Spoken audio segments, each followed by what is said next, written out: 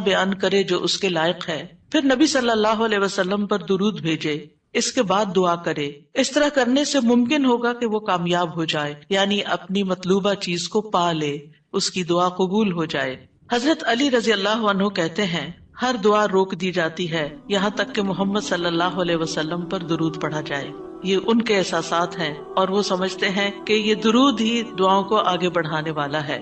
مناوی کہتے ہیں کل دعاء محجوب، یعنی ہر دعا سے قبولیت روک دی جاتی ہے یہاں تک کہ دعا کرنے والا نبی صلی اللہ علیہ وسلم پر درود پڑھتا ہے، یعنی دعا اللہ کی طرف نہیں اٹھتی یہاں تک کہ اس کے ساتھ نبی صلی اللہ علیہ وسلم پر درود کو نہ ملایا جائے، کیونکہ درود دعا کی قبولیت کا وسیلہ ہے۔ ہم نے دعا کی اہمیت اور آداب میں پڑھا تھا کہ کچھ وسیلے ایسے ہیں جو جائز ہیں اور کچھ وسیلے ایسے ہیں جو درست نہیں ہیں۔ تو جائز وسیلوں میں سے ایک وسیلہ کیا ہے کہ ہم درود پڑھیں تاکہ ہماری دعا آگے بڑھے۔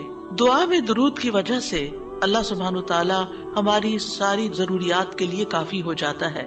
صحیح الترغیب والترہیب میں آتا ہے ایک شخص نے عرض کیا، اے اللہ کے رسول صلی اللہ علیہ وسلم، کیا میں اپنی دعا کا تہائی یعنی 1/3 حصہ آپ پر درود پڑھنے کے لیے مقرر کر دوں؟ آپ نے فرمایا ہاں اگر تم چاہو تو۔ اس نے کہا 2/3 2/3؟ آپ نے فرمایا ہاں اگر تم چاہو۔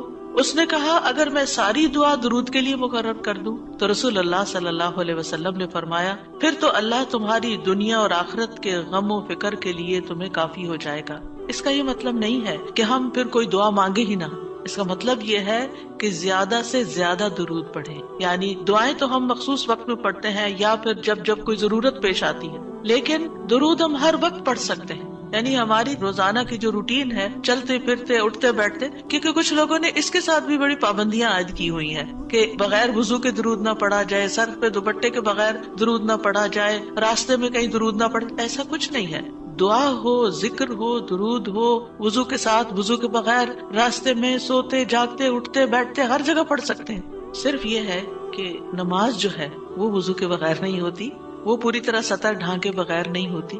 آپ لمبی سے لمبی نماز پڑھ رہے ہیں لیکن آپ نے ایسا دوپٹہ اوڑا ہوا ہے کہ آپ کے بال جھلک رہے ہیں تو آپ کی نماز نہیں ہوگی، آپ کی محنت ضائع ہو جائے گی۔ لیکن درود شریف کے وقت اگر آپ کام کر رہے ہیں، مثلا کھانا پکا رہے ہیں اور آپ نے دوپٹہ اتار کے ایک طرف رکھا ہوا ہے کہ بار بار وہ بیچ میں اٹک رہا ہے، تو کوئی حرج نہیں، سر ننگا بھی ہے تو درود شریف پڑھ سکتے ہیں۔ تو درود شریف پڑھتے رہنے سے انسان کے سارے مسائل حل ہو جاتے ہیں، خاص طور پر اگر آپ کے دل پر بوجھ ہے، غم ہے، پریشانی ہے، تو درود ان چیزوں کو دور کرنے والا ہے، ان کا ازالہ کرنے والا ہے، یہ دنیا اور آخرت کی خیر کو جمع کرنے والا ہے، کیونکہ اللہ تعالیٰ جس کو غم اور فکر میں کافی ہو جائے تو ایسا شخص دنیا اور آخرت دونوں کی پریشانیوں سے نکل جائے گا، کیونکہ نبی صلی اللہ علیہ وسلم نے درود کی فضیلت کیا بتائی کہ پھر اللہ تعالیٰ اس کو دنیا اور آخرت کے ہم و غم کے لیے کافی ہو جائے گا، یعنی پھر سارے معاملات آپ کے اللہ کے سپرد ہو جائیں گے، یعنی اذن یکفیک اللہ ما اہمک، تمہاری دینی، دنیاوی،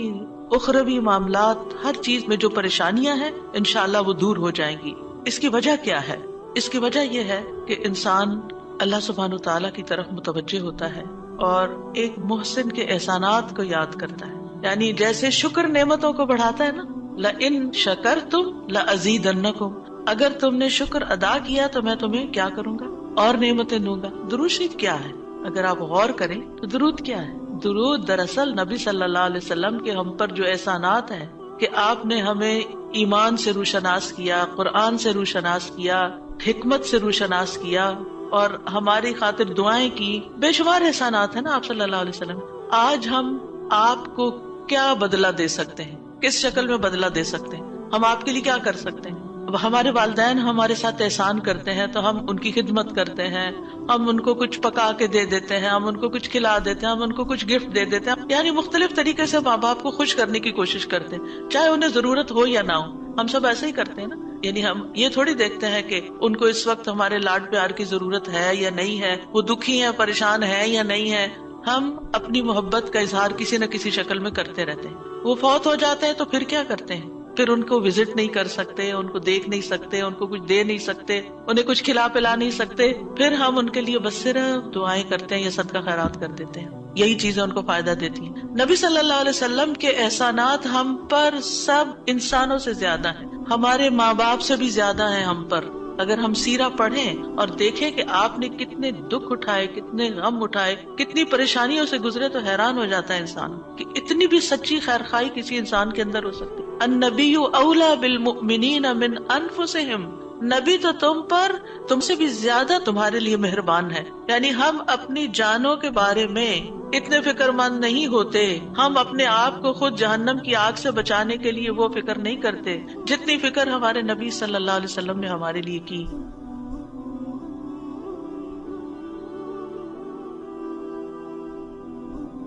ان کے احسانات کا بدلہ کیسے دیں گے ہم ان کے لیے کیا کریں گے؟ ہم ان کے لیے درود پڑھیں گے۔ تو یہ درود کا پڑھنا آپ کے احسانات کا بدلہ تو ہم کہاں سے دے سکتے ہیں، لیکن اس کے جواب میں ایک شکریہ ادا کرنے کا انداز ہے، ان کی مہربانیوں کو اکنالج کرتے ہیں، کیونکہ جو شکر گزار انسان ہوتا ہے وہ دنیا میں بھی مطمئن ہوتا ہے، اس کی ایک فلفلمنٹ ہوتی ہے، اور پھر یہ ہے کہ اس کے آگے کے مرحلے بھی آسان ہوتے ہیں۔ وہ جس کے ساتھ بھی شکر گزاری کا معاملہ کرتا ہے، عام انسانوں کے ساتھ بھی، تو وہ ان کا محبوب بن جاتا ہے۔ تو جب ہم اللہ تعالیٰ کا شکر ادا کرتے ہیں تو کیا ہم اللہ کے محبوب نہیں ہوں گے؟ جب ہم رسول اللہ صلی اللہ علیہ وسلم کا شکریہ ادا کرتے ہیں، اور شکریہ ادا کرنا صرف زبان سے تھینک یو کہنا نہیں ہوتا، وہ مختلف طریقے سے کسی کو دعا دینا بھی، یعنی اگر ہم کسی کے احسان کا بدلہ صرف دعا کی شکل میں بھی دیتے ہیں تو یہ بھی شکریہ ادا کرنے کی بہت بڑی قسم ہے، اور پلٹ کر واپس تو اپنے اوپر ہی آتا ہے۔ یعنی جب شکر کسی کا ادا کرتے ہیں، جب کسی کے احسان مند ہوتے ہیں، ایک ہوتا ہے بس صرف تکلفاً رسماً ایک فیشن کے طور پہ، ایک روٹین کے طور پر کسی کو تھینک یو بول دینا، نہیں، دل سے جینوئنلی دوسرے کا شکر گزار ہونا، یہ اس کے دل میں آپ کی محبت بڑھاتا ہے۔ اس میں آپ کی نیت یہ نہیں ہوتی کہ وہ مجھ سے محبت کرے، نہیں، آپ اس کو اکنالج کر رہے ہوتے ہیں، اس کا احسان مان رہے ہوتے ہیں، اور اللہ تعالیٰ اس کے دل میں آپ کی محبت ڈال دیتا ہے۔ اور جو ناشکرے انسان ہوتے ہیں، جو ناقدرے ہوتے ہیں، سب سے پہلے تو ہم اللہ ہی کے حق میں ناقدرے، وما قدر اللہ حق قدری، ہم نے اللہ کی قدر ہی نہیں کی جیسا قدر کرنے کا حق ہے، ہم نے نبی صلی اللہ علیہ وسلم کی قدر ہی نہیں کی جیسا کہ قدر کرنے کا حق ہے۔ تو ہماری یہ تسبیحات اور ہمارا یہ درود شریف اس قدر کی طرف بڑھنے کا ایک چھوٹا سا جسچر ہے کہ ہم واقعی اس بات کو مانتے ہیں کہ ان کے ہم پر احسانات تھے۔ لہٰذا جب ہم درود پڑھتے ہیں تو اس کا مطلب یہ ہے کہ ہم نے باقی چیزیں چھوڑی اور ہم آپ کا حق ادا کرنے کی طرف متوجہ ہو گئے۔ تو یہ چیز اللہ تعالیٰ کو کتنی پسند آتی ہوگی کہ یہ اپنے لیے کچھ نہیں مانگ رہا، اپنے لیے نہیں کچھ مانگ رہا، اپنی باتیں نہیں کر رہا، یہ اپنے غموں کو بھول کے، اپنے کاموں کو چھوڑ کے صرف نبی صلی اللہ علیہ وسلم پر درود بھیج رہا، یعنی ان کا احسان مان کر، ان کا شکریہ ادا کرتے ہوئے ان کے لیے دعا کر رہا ہے۔ نبی صلی اللہ علیہ وسلم اللہ تعالیٰ کے محبوب ہیں، سب سے بہترین بندے ہیں، سب سے بہترین نبی ہیں، اللہ تعالیٰ ان سے محبت کرتا ہے۔ اللہ تعالیٰ فرماتے ہیں قُلْ إِن كُنتُمْ تُحِبُّونَ اللَّهَ فَاتَّبِعُونِي يُحْبِبْكُمُ اللَّهُ، کہہ دیجیے اگر تم اللہ سے محبت کرتے ہو میری اتباع کرو، اللہ تم سے محبت کرے گا۔ تو نبی صلی اللہ علیہ وسلم کی اتباع ہو، آپ کی سنتوں پر عمل کرنا ہو، آپ پر درود پڑھنا ہو، یہ سب اس میں اضافہ کرتا ہے، اللہ کی محبت بندے کو ملتی ہے۔ یحببکم اللہ، اللہ تم سے محبت کرے گا، اور اللہ تعالیٰ جس سے محبت کرے پھر اس کی تو بات ہی کیا، سیجعل لہم الرحمن ودا، اس کے مسائل کیسے حل نہیں ہوں گے، اس کے مسائل ضرور حل ہوں گے، اس کے غم دور ہوں گے، اس کی پریشانیاں دور ہوں گی۔ لہٰذا جب ہم اس سٹیٹ میں آ جاتے ہیں تو پھر آپ دیکھیں کہ یہ درجہ اس سے بھی بڑھ جاتا ہے جو ہم اپنے لیے خود کچھ مانگ رہے ہوتے ہیں نا، کیونکہ جب آپ کو کسی سے محبت ہوتی ہے تو آپ اس کے لیے کچھ بھی کرنے کو تیار ہوتے ہیں۔ یہ تو انسان کا حال ہے، انسان کی محبت ہے نا، تو جس انسان سے اللہ کو محبت ہو پھر اس کے مسئلے کیسے حل نہیں ہوں گے؟ اللہ سبحانہ وتعالیٰ اس کے لیے بہترین چیزیں کیوں نہیں کریں گے؟ تو اس طرح یہ درود جو ہے وہ دعا سے بھی بازی لے جاتا ہے کہ انسان اللہ کی محبت حاصل کر لیتا ہے، اور اس کے نتیجے میں دعائیں قبول ہوتی ہیں، اور اللہ تعالیٰ کی طرف سے رحمتیں آتی ہیں، درجے بلند ہوتے ہیں، گناہ معاف ہوتے ہیں۔ لیکن اس کا یہ مطلب ہرگز نہیں کہ آپ باقی دعائیں نہ مانگیں، کیونکہ خود نبی صلی اللہ علیہ وسلم نے ساری دعائیں مانگی ہیں۔ یہ جو ہم آپ کو جتنی بھی دعائیں سکھا رہے ہیں یہ مسنون دعائیں ہیں، ان کو دعا سمجھ کے پڑھیں اور اس کو ریپیٹڈلی پڑھیں، کیونکہ دعا میں تکرار بھی ضروری ہے۔ ہم آداب میں پڑھ چکے ہیں، اصرار ضروری ہے، تکرار ضروری ہے، افتقار ضروری ہے۔ تو اپنی محتاجی، اپنی عاجزی، اپنی ہمبلنس کو ظاہر کرتے ہوئے اللہ تعالیٰ سے مانگتے رہیں۔ تو درود جو ہے اس کے بارے میں جو قرآن مجید میں آتا ہے، آیت دوبارہ سنتے ہیں، بے شک اللہ اور اس کے فرشتے نبی پر رحمت بھیجتے ہیں، اے لوگو جو ایمان لائے ہو تم بھی ان پر درود بھیجو، اور خوب خوب سلام بھی بھیجتے رہا کرو. وَمَلَائِكَتَهُ يُصَلُّونَ عَلَى النَّبِيِّ، اللہ سبحانہ و تعالی خود اور اس کے فرشتے نبی صلی اللہ علیہ وسلم پر درود بھیجتے ہیں. اللہ سبحانہ و تعالی درود بھیجتے ہیں، اس کا کیا مطلب ہے؟ یعنی اللہ سبحانہ و تعالی ملائے اعلیٰ میں، آسمانوں کی بلند مجلس میں اپنے بندے، اپنے نبی محمد صلی اللہ علیہ وسلم کی تعریف کرتے ہیں، ان کے بلند مرتبے اور ان کی بلند شان کی خبر دیتے ہیں. اللہ تعالیٰ ان کی خود تعریف کرتے ہیں، ثنا کرتے ہیں، آپ پر رحمتیں اور برکتیں نازل کرتے ہیں. اور فرشتے بھی درود بھیجتے ہیں. جیسے فرشتے تسبیح کرتے ہیں نا، اور جیسے کائنات کی باقی چیزیں سب اللہ کی حمد و ثنا کرتے ہیں، تو نبی صلی اللہ علیہ وسلم پر بھی فرشتے درود بھیجتے ہیں. اور ان کا درود بھیجنا کیا ہے کہ آپ کے لیے رحمت اور مغفرت اور بلندی درجات کی دعا. یعنی ایک تو فرشتے ایمان والوں کے لیے دعا کرتے ہیں، دوسرا یہ کہ فرشتے نبی صلی اللہ علیہ وسلم کے لیے خاص دعائیں کرتے ہیں. تو اگر اللہ تعالیٰ ان پہ درود بھیجتا ہے، ان پہ رحمتیں نازل کرتا ہے، فرشتے درود بھیجتے ہیں، تو پھر اہل ایمان کو کیا کرنا چاہیے؟ پہلے اللہ تعالیٰ اور فرشتوں کی بات کی گئی تاکہ ہمارے اندر بھی شوق پیدا ہو کہ ہم بھی درود بھیجیں. یا ایھا الذین آمنوا صلوا علیہ وسلموا تسلیما، اے ایمان والو تم بھی آپ پر خوب خوب درود اور سلام بھیجو، صلاۃ و سلام بھیجو. یعنی پہلے آسمان والوں کی خبر دی گئی کہ فرشتے ایسا کر رہے ہیں، پھر زمین والوں کو حکم دیا جا رہا ہے کہ تم بھی ایسا کرو.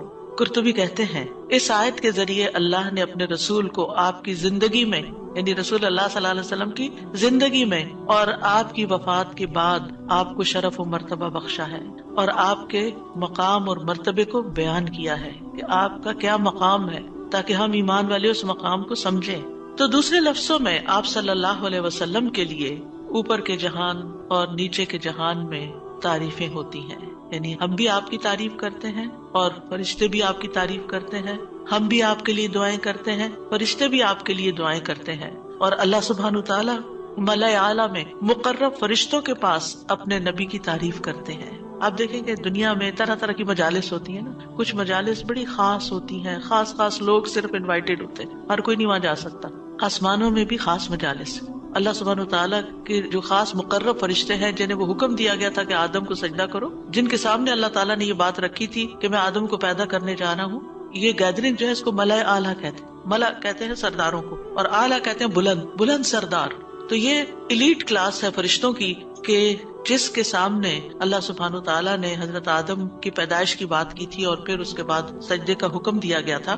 تو مقرب فرشتوں کے درمیان یا ان کے پاس اللہ سبحانہ تعالیٰ نبی صلی اللہ علیہ وسلم کی تعریف کرتے ہیں. ذرا سوچئے، امیجن کیجئے فرشتوں کی مجلس.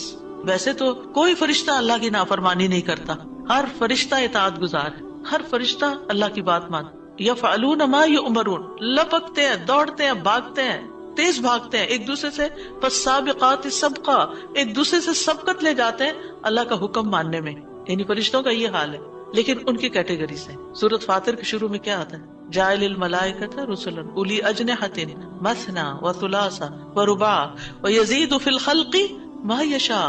2 پروں والے فرشتے بھی ہیں، 3 والے بھی ہیں، 4 والے بھی ہیں، اور پھر اللہ جتنی چاہتا ہے بڑھا دیتا ہے. جبریل علیہ السلام کے تو 600 پر ہیں. سوچئے کیا کیفیت ہوگی ان کی. اور پھر جو حاملین عرش فرشتے ہیں، ان کے کندھے سے لے کے یہاں کان کی لو تک 700 سال کا فاصلہ ہے. اتنا عرصہ کوئی سفر کرتا رہے. اب آپ خود سوچیں کہ اتنے بڑے فرشتے ہیں وہ، ان کے سامنے اللہ سبحانہ تعالیٰ محمد صلی اللہ علیہ وسلم کی تعریف فرماتے ہیں. آپ کے مقام کا اندازہ کریں. کیا ہم نے قدر کی اپنے نبی کی؟ ہم کیا درود پڑھتے ہیں، ہم کیا تعریف کرتے ہیں، ہم کتنا جانتے ہیں آپ کو، ہم آپ کی سنت کو کیا سمجھتے ہیں. حدیث، یہ تو حدیث ہے، یہ قرآن تو نہیں ہے. استغفر اللہ. آپ نے دین کے مختلف چیزوں میں فرق کر دیا جس کو خود رسول اللہ صلی اللہ علیہ وسلم دے کر گئے تھے. آپ کس راہ پہ چل پڑے. تو آپ سوچئے کہ اللہ کے رسول صلی اللہ علیہ وسلم کی تعریف وہاں ہو رہی، راہ گزرتا بھی کوئی ہماری تعریف کر دے نا تو ہم ایسے بھول جاتے ہیں کہ بڑی چیز ہو گئے، ہم پتہ نہیں کیا بن گئے ہیں. اس کو بھی بہت کچھ سمجھتے ہیں. کبھی فیس بک پہ لگاتے ہیں یہ فلاں نے ہماری تعریف کی ہے، کبھی کچھ کرتے ہیں، کبھی کچھ کرتے ہیں. تعریف.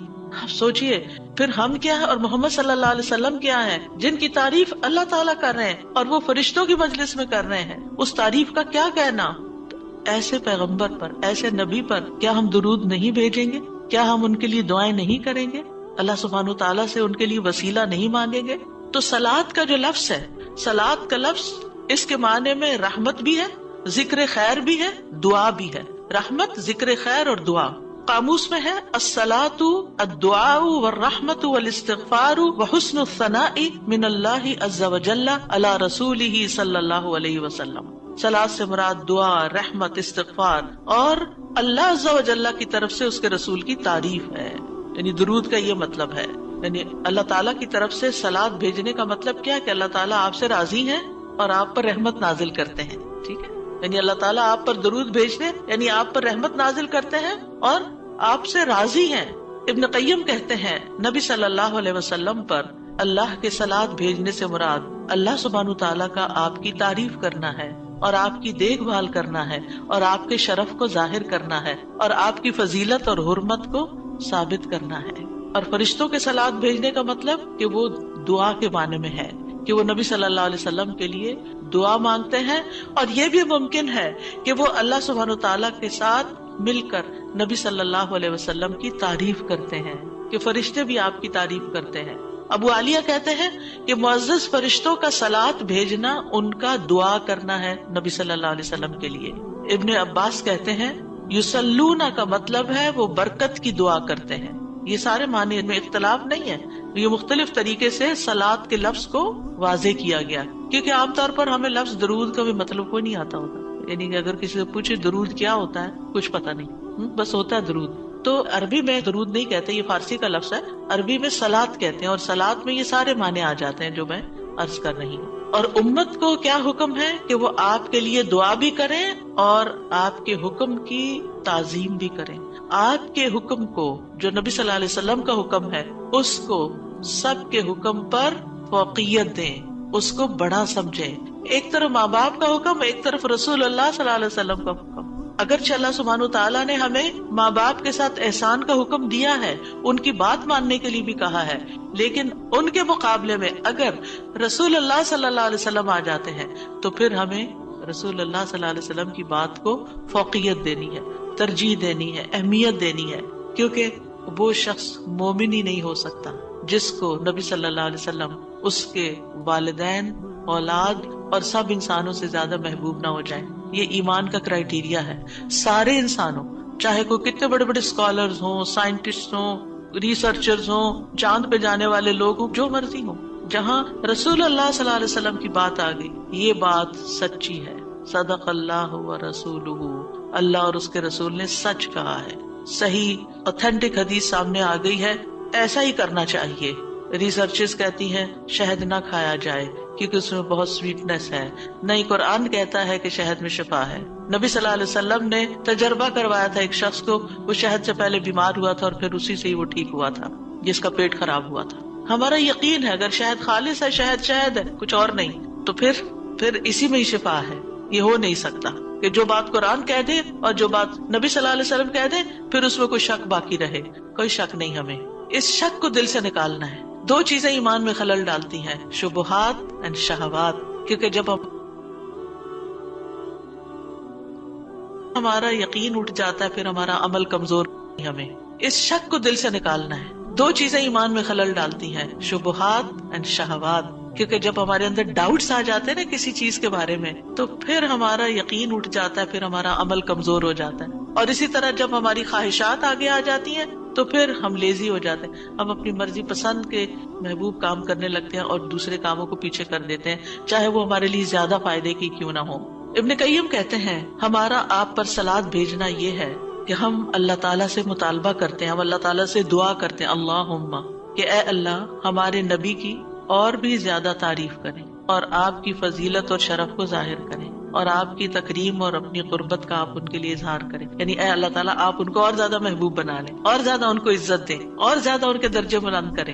اور یہ سچے دل سے تو دعا اسی کی ہوگی نا جو نبی صلی اللہ علیہ وسلم سے محبت کرتا ہوگا اور آپ کی اہمیت کو جانتا ہوگا. ان لوگوں کا درود کیا درود ہوگا جو نبی صلی اللہ علیہ وسلم کو وہ عزت اور مقام دیتے ہی نہیں جو واقعی ان کا ہے.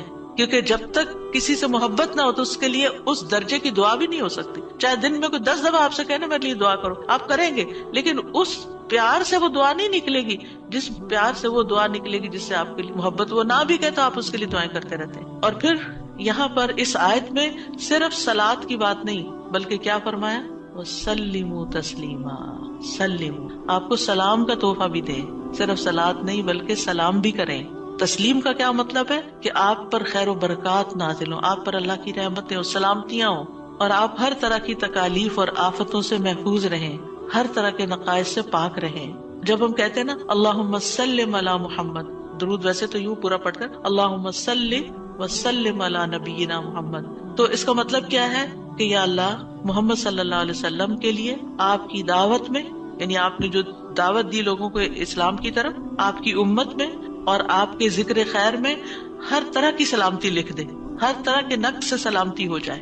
اور اس طرح امت آپ کے لیے جتنی دعائیں کرتی جا رہی ہے، یعنی جب سے نبی صلی اللہ علیہ وسلم کے بارے میں یہ آیت اتری اور جب سے صحابہ کرام اور پھر تابعین، تبع تابعین اور امت کے باقی لوگ ان ساری صدیوں میں آپ کے لیے یہ دعا کر رہے ہیں، ان ساری دعاؤں کے اس درود کے نتیجے میں آپ کا مقام بلند ہوتا جا رہا ہے، ہوتا جا رہا ہے، ہوتا جا رہا ہے۔ اب سوچئے کہ اللہ سبحانہ وتعالیٰ کتنا قدردان ہے۔ نبی صلی اللہ علیہ وسلم نے اپنی نبوت کی مختصر زندگی میں جو محنت کی سو کی، لیکن اس کا انعام اور صلہ کتنی خوبصورت شکل میں اللہ تعالیٰ دے رہا ہے کہ دنیا میں آپ کا نام بلند کر رہا ہے اور آپ کو بلندی عطا کر رہا ہے اور آپ کے لیے سب سے دعائیں کرنے کو کہہ رہا ہے۔ یعنی درود کیا ہے؟ نبی صلی اللہ علیہ وسلم کے لیے دعا، اور وہ دعائیں اللہ تعالیٰ قبول بھی کرتے جا رہے ہیں اور اس کے نتیجے میں نبی صلی اللہ علیہ وسلم کے درجات بلند ہوتے چلے جا رہے ہیں۔ تو سوچئے، جو سنت کی پیروی کرے گا، جو آپ کے مشن کو آگے لے کے بڑھے گا، جو اخلاص کے ساتھ اس رستے کو اپنائے گا، جو یہی کام کرے گا جو محمد صلی اللہ علیہ وسلم نے کیے، جو آپ کا پیروکار ہوگا، جو آپ کی سنت کا متبع ہوگا، جو آپ کے اس مشن یعنی دین کی تبلیغ کے کام کو آگے لے کر بڑھے گا، کیا اللہ تعالیٰ اس کو ایسے ہی چھوڑ دیں گے؟ کیا اللہ سبحانہ تعالیٰ اس کی قدر نہیں کریں گے؟ ہم سب انسان کسی نہ کسی طرح دنیا میں بلندی چاہتے ہیں، کوئی ڈگری کے ذریعے، کوئی مال کے ذریعے، کوئی کسی ذریعے دوسروں سے آگے نکلنا چاہتا ہے، بلند مرتبہ ہونا چاہتا ہے، لیکن اس راستے کو چھوڑ دیتے ہیں کیونکہ اس راستے کو بظاہر یوں لگتا ہے کہ اس سے کیا ملے گا، ہمیں اس سے کون سی بلندی مل جائے گی، اور اس طرح ہم نبی صلی اللہ علیہ وسلم کے طریقہ کار کو چھوڑ کر اور طریقوں کو اختیار کرنے لگتے ہیں۔ ہم سمجھتے ہیں شاید اس میں زیادہ خیر ہے یا اس سے ہمیں زیادہ بھلائی یا کوئی بڑائی مل جائے گی۔ نہیں، اصل بات یہ ہے کہ ہمیں جو عزت یہ دین دے سکتا ہے، جو مرتبوں کی بلندی، جو اللہ کی رحمتیں، جو خیر اور لازوال نعمتیں جنہیں کبھی ختم نہیں ہونا، جو اس راستے سے مل سکتی ہیں، وہ دنیا میں کوئی اور راستہ ہے ہی نہیں ان سب نعمتوں کو پانے کا۔ پھر بھی ہم اپنے دین کو حقیر سمجھتے ہیں اور دین کی خدمت کو فارغ وقت کا کام سمجھتے ہیں اور پورے خوشی اور محبت اور خلوص کے ساتھ یہ کام نہیں کرنا چاہتے۔ ہمیں ضرورت رہتی ہے کہ کوئی اور آئے، دھکا سٹارٹ کرے اور پھر ہم آگے بڑھیں، کوئی ہمیں موٹیویٹ کرے تو پھر ہم کچھ کریں، ہم خود سے کچھ کرنے والے نہیں۔ ہم کس بات کے انتظار میں ہیں؟ اصل مشکل یہ کہ ہمارے یقین میں کمی ہے، تو اس یقین کو بڑھانے کی ضرورت ہے۔ تو اللہ سبحانہ وتعالیٰ اپنے فرشتوں کے بعد ایمان والوں کو حکم دیتا ہے کہ اے مومنو، تم تو زیادہ حقدار ہو کہ نبی پر درود و سلام بھیجو، کیونکہ تمہیں ان کی رسالت سے جو برکتیں حاصل ہوئی ہیں، جو فیض حاصل ہوا ہے، وہ فرشتوں کو تو نہیں ہوا نا۔ فرشتے تو پہلے سے اللہ کی عبادت کرے۔ ہمیں عبادت کے طریقے کس نے سکھائے؟ محمد صلی اللہ علیہ وسلم نے سکھائے۔ آپ کی بدولت ہمیں یہ ساری نعمتیں ملی، تو ہمیں تو زیادہ پھر درود بھیجنا چاہیے۔ تو صلو علیہ وسلموا تسلیما، تو آپ کا حق اور آپ کی عزت اور آپ کی قدردانی صرف یہ نہیں کہ ہم آپ کی شان میں کوئی گستاخی نہ کریں یا کوئی گستاخی کرے تو اس کے پیچھے پڑ جائیں۔ آپ کا مقام اس سے زیادہ کا متقاضی کہ آپ پر درود و سلام بھیجا جائے، اور یہ قرآن سے بھی ثابت، اور یہ سنت سے بھی ثابت، اور یہ فرشتوں کا طریقہ بھی ثابت۔ اسی لیے آپ دیکھیں کہ نماز کے اندر درود پڑھنا واجب ہے، واجب ہے۔ اگر آپ نے اتحیات پڑھ کے سلام پھیر دیا، درود نہیں پڑھا، تو آپ کی نماز ناقص ہے۔ لیکن اگر آپ کو وضو ٹوٹ رہا ہے مثال کے طور پر، اور آپ سوچتے ہیں کہ اب اگر میں اس موقع پر میری نماز جاتی ہے تو میں کیا کروں گا، تو اگر آپ صرف اتنا بھی پڑھ دیتے ہیں نا، اللہم صلی وسلم علی نبینا محمد، اور سلام پھیر دیتے ہیں، نماز ہو جاتی ہے۔ تو یہ یعنی عام حالات میں بھی ہم درود پڑھ سکتے ہیں، اور نماز میں تو پڑھنا ہی پڑھنا ہے۔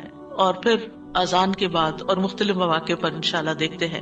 شیخ سعدی کہتے ہیں آپ صلی اللہ علیہ وسلم پر درود بھیجنا اللہ سبحانہ تعالیٰ اور اس کے فرشتوں کی اقتداء ہے، اور جو حقوق ہم پہ عائد ہوتے ہیں اس کا بدلہ دینا بھی مقصود ہے۔ آپ کی محبت اور آپ کی تکریم کی علامت ہے۔ جو آپ سے جتنی محبت کرے گا اتنا ہی درود بھیجے گا، پھر یہ اجر و ثواب کے حصول کا ذریعہ بھی ہے. سبحان اللہ. یعنی جب کوئی انسان شکر گزار ہوتا ہے، قدردان ہوتا ہے، تو اللہ تعالیٰ اس کی کیسی قدردانی کرتے ہیں. درود ہم آپ پر پڑھتے ہیں، ثواب ہمیں مل رہا ہوتا ہے. کوئی احسان نہیں ہے کسی پر، آپ کو بھی ساتھ ہی فائدہ ہو گیا. اور پھر یہ ایمان کی علامت ہے، کیونکہ جو آپ سے محبت نہیں کرتا اس کا ایمان مکمل نہیں. اور پھر آپ کی توقیر جس کا حکم اللہ تعالیٰ نے دیا اس کی علامت بھی ہے. لِتُؤْمِنُوا بِاللَّهِ وَرَسُولِهِ وَتُعَزِّرُوهُ وَتُوَقِّرُوهُ وَتُسَبِّحُوهُ بُكْرَةً وَأَصِيلًا، تاکہ تم اللہ اور اس کے رسول پر ایمان لاؤ اور اس کی مدد کرو اور اس کی تعظیم کرو اور دن کے شروع اور آخر میں تسبیح کرو. لائف میں جیتنے کے لیے چاہیے پریکٹس، محنت.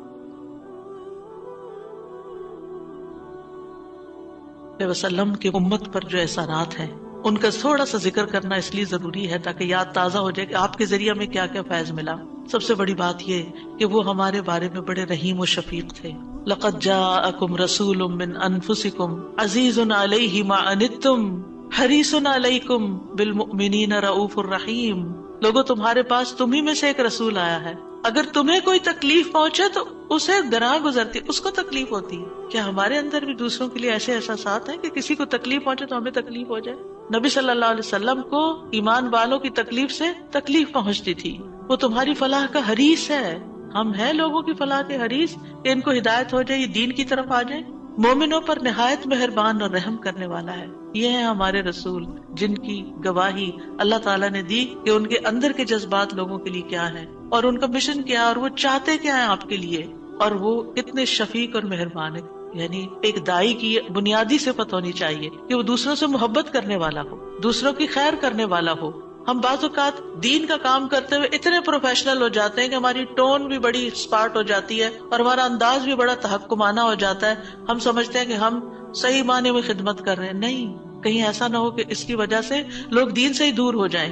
نبی صلی اللہ علیہ وسلم کا یہ طریقہ نہیں تھا. اللہ کی قسم، ہم جتنے سنت کے زیادہ قریب ہوں گے اتنے ہی زیادہ ہم دین کو فائدہ پہنچانے والے ہوں گے، اور جتنے سنتوں سے دور ہو جائیں گے اور آپ کے طریقے سے دور ہو جائیں گے آپ سے بھی اتنے ہی دور ہو جائیں گے اور دین کو بھی اتنا ہی نقصان پھر دیں گے. نبی صلی اللہ علیہ وسلم مومنوں پر ان کی جانوں سے بھی زیادہ قریب ہیں. النبی اولیٰ بالمؤمنین من انفسہم وازواجہ امہاتہم. یہ نبی مومنوں پر ان کی جانوں سے زیادہ حق رکھنے والا ہے اور اس کی بیویاں ان کی مائیں ہیں. نبی صلی اللہ علیہ وسلم نے فرمایا، دنیا میں کوئی مومن ایسا نہیں جس سے میرا دنیا اور آخرت میں سب سے زیادہ قریب کا رشتہ نہ ہو. اگر چاہتے ہو تو یہ آیت پڑھ لو. یعنی صرف اس دور کے لوگوں کے لیے نہیں تھے آپ قریب، بلکہ ہمارے لیے بھی ہیں. فرمایا یہ آیت پڑھ لو، النبی اولیٰ بالمؤمنین من انفسہم. نبی مومنوں پر ان کی جانوں سے بھی زیادہ قریب ہیں. لہٰذا جو کوئی مومن مر جائے اور مال چھوڑ جائے تو وہ اس کے خاندان کو ملے گا، اس کے وہ وارث ہوں گے، اور جو قرض یا عیال چھوڑ جائے وہ میرے پاس آئے، میں اس کا بندوبست کروں گا. آج کوئی حکمران، کوئی لیڈر ایسا ہے جو یہ کہے کہ تمہارا کوئی فوت ہو جائے، جو وہ چھوڑے وہ سب تمہارا، لیکن اگر کوئی تمہاری ضرورت ہے تو میرے پاس آ جاؤ؟ ایسی خیرخواہی محمد صلی اللہ علیہ وسلم کے اندر تھی اپنے ساتھیوں کے لیے. آپ امت کے لیے روتے تھے. نبی صلی اللہ علیہ وسلم نے ابراہیم علیہ السلام کے بارے میں یہ آیت پڑھی، رب انہن اضللن کثیرا من الناس فمن تبعنی فانہ منی. کہ اے میرے رب، ان بتوں نے بہت سے لوگوں کو گمراہ کر دیا ہے، تو جو میری پیروی کرے وہ مجھ سے ہوگا. اور یہ آیت جس میں عیسیٰ علیہ السلام کہتے ہیں ان تعذبہم فانہم عبادک وان تغفر لہم فانک انت العزیز الحکیم. اے اللہ، اگر تو انہیں عذاب دے، یعنی جو میرے پیروکار ہیں، تو تیرے بندے ہیں دے دے، اور اگر تو بخش دے تو بے شک تو عزیز الحکیم ہے. نبی صلی اللہ علیہ وسلم نے کیا فرمایا؟ ابراہیم علیہ السلام نے کہا بس وہ میرے ہیں جو میری پیروی کرے. عیسیٰ علیہ السلام نے کہا تیرے بندے ہیں، تو چاہے تو سزا دے. نبی صلی اللہ علیہ وسلم کو دیکھیے، پھر آپ نے یہ دو آیتیں پڑھ کے اپنے ہاتھ اٹھائے اور فرمایا اے اللہ، میری امت، میری امت، امتی امتی. اور آپ رونے لگ گئے. یہ آپ کے دل میں امت کے لیے پیار تھا. امت کے دل میں محمد صلی اللہ علیہ وسلم کے لیے کیا محبت ہے. تو اللہ عز و جل نے فرمایا اے جبریل جاؤ محمد کے پاس، حالانکہ تیرا رب خوب جانتا ہے، اور ان سے پوچھو کہ کیوں رو رہے ہیں. جبریل علیہ السلام آپ کی خدمت میں آئے اور آپ سے رونے کی وجہ پوچھی تو رسول اللہ صلی اللہ علیہ وسلم نے انہیں بتا دیا کہ میں اپنی امت کے لیے رو رہا ہوں، حالانکہ اللہ سب سے زیادہ جاننے والا ہے. تو اللہ تعالیٰ نے فرمایا اے جبریل محمد کی طرف جاؤ اور ان سے کہہ دو کہ ہم آپ کو آپ کی امت کے بارے میں ضرور راضی کر دیں گے اور ہم آپ کو غمگین نہیں کریں گے. اتنے حریص تھے وہ ہماری نجات کے اور ہماری فلاح کے. تو کیا وہ والدین سے بھی زیادہ پھر مہربان نہیں ہم پر؟ ہمارے ماں باپ ہماری دنیا کا غم کرتے ہیں، ہماری دنیا کی فکریں کرتے ہیں، ان کو کھانا کہاں سے ملے گا، ان کے فلاں چیز کا کیا ہوگا، فلاں چیز کا کیا ہوگا۔ نبی صلی اللہ علیہ وسلم ہماری دنیا کے تو پیچھے ہو گیا نا، کہ جس کا عیال ہو، قرض دار ہو، میرے پاس آ جائے، لیکن ہماری آخرت کی فکر کرتے ہیں کہ میری امت کی بخشش ہوگی کہ نہیں ہوگی۔ ایک دفعہ کوئی لا الہ الا اللہ محمد الرسول اللہ کہہ کر اس دین میں داخل ہو جاتا ہے تو پھر محمد صلی اللہ علیہ وسلم اس کے لیے مہربان ہو جاتے ہیں، اس کے لیے غمگین ہو جاتے ہیں کہ اس کی بخشش ہو جائے۔ آپ ہر نماز میں امت کے لیے دعائیں کرتے تھے، ہر نماز میں۔ حضرت عائشہ کہتی ہیں میں نے رسول اللہ صلی اللہ علیہ وسلم کو خوش طبیعت دیکھ کر کہا اے اللہ کے رسول میرے لیے اللہ تعالیٰ سے دعا کریں۔ آپ نے فرمایا اللہم اغفر لعائشہ ما تقدم من ذنبها وما تأخر وما اسرت وما اعلنت۔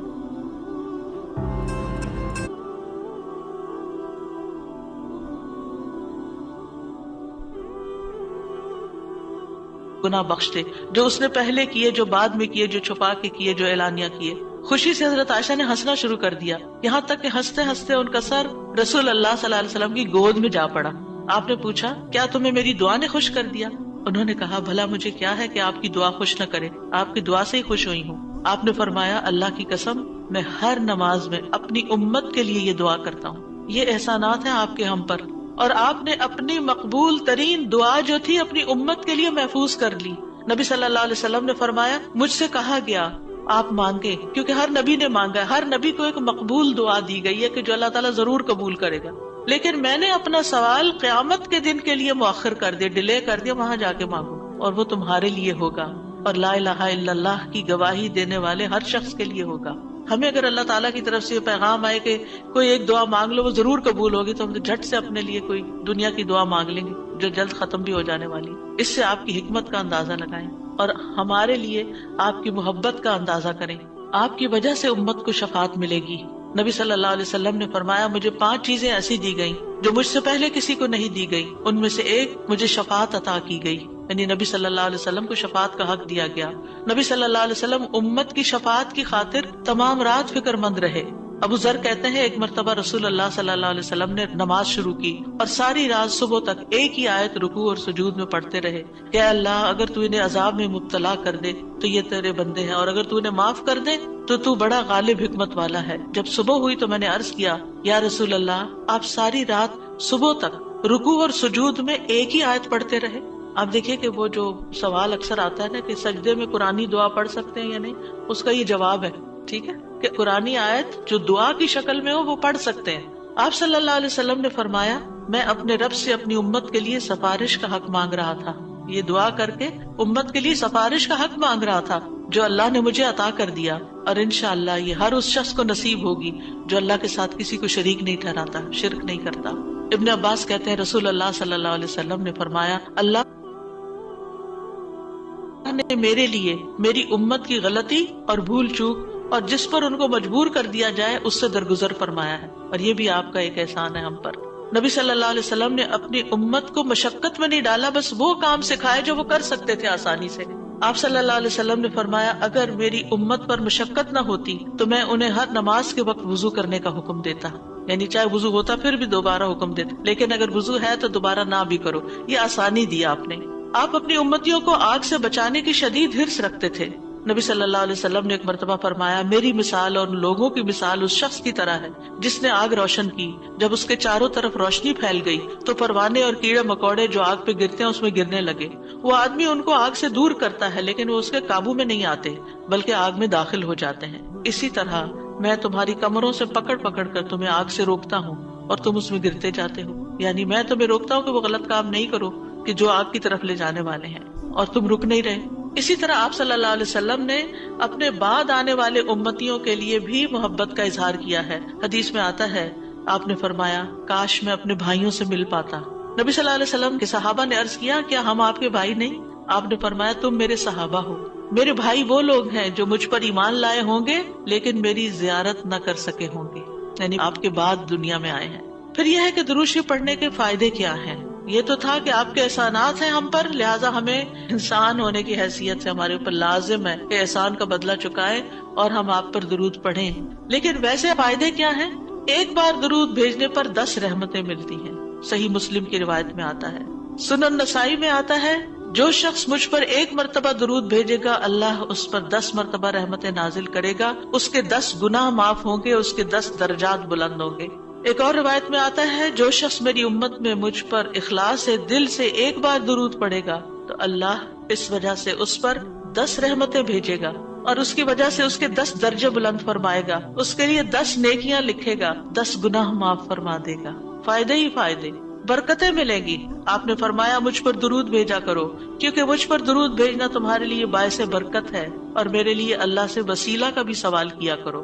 یعنی جو شخص درود بھیجتا ہے برکت اس پر آتی ہے، انسان کی ذات میں، عمل میں، عمر میں برکتیں آتی ہیں۔